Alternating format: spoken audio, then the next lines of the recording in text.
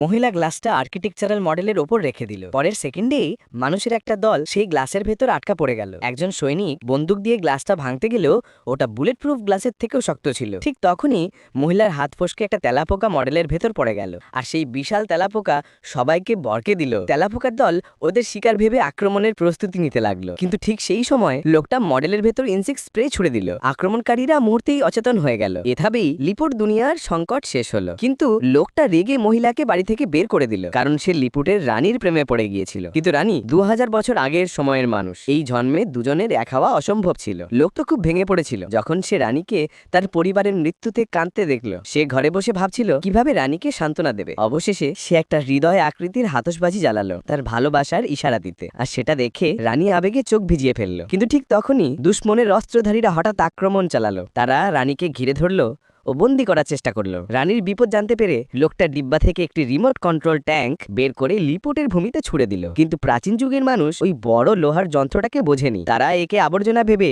ছুরি তরবারিতে আঘাত করতে লাগলো। তখন লোকটা ট্যাঙ্ক চালু করে তব ঘুরিয়ে তাদের দিকে তাক করলো। তার সেই রহস্যময় সাহায্যের জন্য রানী কৃতজ্ঞ হয়ে একটি বেদি বানানোর আদেশ দিলেন। সব সোনা সেই ত্রিপটে ঢেলে দিল তারা। শেষ পর্যন্ত সেই সব গুপ্তধন লোকটার হাতে এসে পড়লো। হঠাৎ লোকটা বুঝতে পারলো দুটি দুনিয়ায় আসলে একে অপরের সঙ্গে যুক্ত। এই জন্যই সে রানীর সঙ্গে দেখা করার জন্য মরিয়া হয়ে উঠল। সাবস্ক্রাইব করে রাখুন, পরের পার্ট খুব শিগগিরই আসছে।